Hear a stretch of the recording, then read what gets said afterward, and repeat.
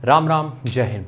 RPF के बारे में बात करेंगे, एसआई और कांस्टेबल के बारे में बात करेंगे। आगे बढ़ने से पहले सबको नवरात्रे आ चुके हैं तो हार्दिक शुभकामनाएं। बेहतरीन भजन करिए आप, पूरा टाइम नहीं, थोड़े टाइम कर सकते हो, दिमाग शांत रहेगा और अच्छा पढ़ाई में मन लगेगा। आरपीएफ की वैकेंसी के बारे में अगर बात करें तो 2018 के बाद से ये बनवास हो चुका है और अब वैकेंसी का इंतजार सब कर रहे हैं। हर महीने कोई ना कोई नया बैच अपना लॉन्च कर देता, हर 6 महीने में 70 बार तैयारी करा चुके हैं लोग, एग्ज़ाम का अता पता कहीं है नहीं। तो सबसे पहली बात तो अभी किसी का सिलेबस, किसी का पैटर्न, किसी के कोर्स खरीदने की ज़रूरत नहीं है, पहले ही हम बता दें इंट्रोडक्शन में, ठीक है। आरपीएफ की वैकेंसी की अगर हम यहाँ पे बात करें तो अब जो चांसेस लग रहे हैं वो हाई इसलिए लग रहे हैं क्योंकि बहुत सारे ड्राफ्ट तैयार हो रहे हैं वैकेंसी से रिलेटेड। तो हम ये मान के चल सकते हैं कि 2024 में है लोकसभा के इलेक्शन। 2024 में क्या है? लोकसभा के इलेक्शन। समझना बात को, लोकसभा इलेक्शन 2024 में, क्लियर है। अब ये जो लोकसभा इलेक्शन है तो सबसे बड़ी प्रायोरिटी होती है इसमें कि इसमें यूथ जो है उसको कैसे कैप्चर करना है, और यूथ को कैप्चर करने का सबसे बढ़िया तरीका है रोजगार देना, ठीक है।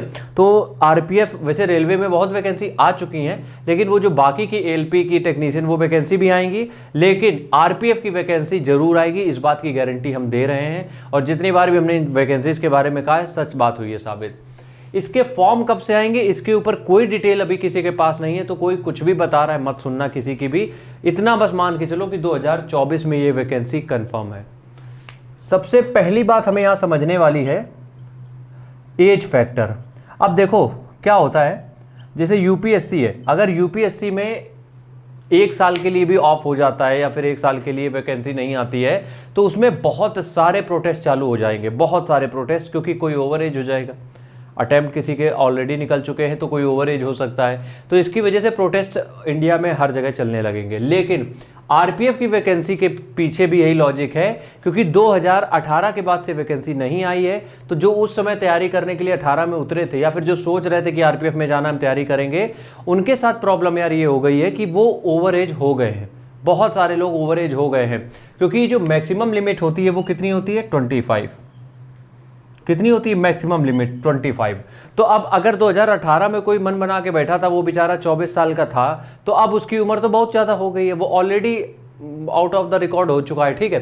तो यहाँ पे अगर हम एज फैक्टर की बात करें तो ये 90% चांसेस हैं कि 2 साल के ऊपर छूट मिलेगी, 2 साल के ऊपर छूट मिलेगी, ये बहुत ज़्यादा चांसेस हैं। और चांसेस हम इसी वजह से बोल रहे हैं क्योंकि इलेक्शन है, तो इसमें कोई सरकार अपने खिलाफ चीज़ें चाहेगी नहीं। और बात रही एज की, तो 2018 के बाद अब 24 में आ रही है, 6 साल का डिफरेंस है, तो छूट देनी भी पड़ेगी जो ओवर एज हो गए उनके लिए, ठीक है। लेकिन ये मान के चलो 2 साल मैक्सिमम 3 साल, इससे ज़्यादा छूट भी नहीं मिलनी है।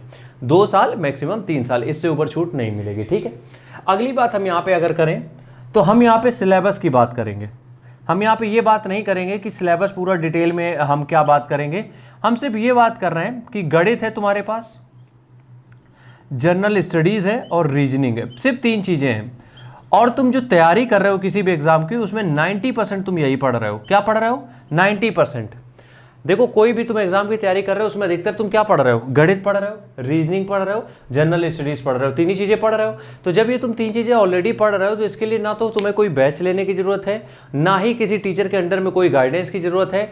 जहाँ से तुम जो भी पढ़ रहे हो, जिस भी एग्जाम के लिए पढ़ रहे हो, प्रॉपर उसकी तैयारी करते रहो। हम बस ये बताने आए हैं इस वीडियो में कि अभी आरपीएफ की वैकेंसी अगले साल 101% आनी है, लेकिन इसके पीछे अपना अभी से टाइम लगाने का कोई मुद्दा है ही नहीं।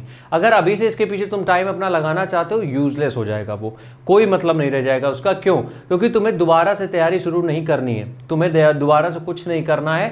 थोड़े बहुत चेंज होंगे जो कि तुम 2-3 महीने में कवर कर लोगे और फॉर्म आने के बाद इतना टाइम मिल जाएगा। इसलिए बस प्रे करो कि अगले साल तुम्हें एक नौकरी मिल जाए, क्योंकि 24 में नौकरियों का पिटारा खुलेगा जरूर। राम राम, जय हिंद।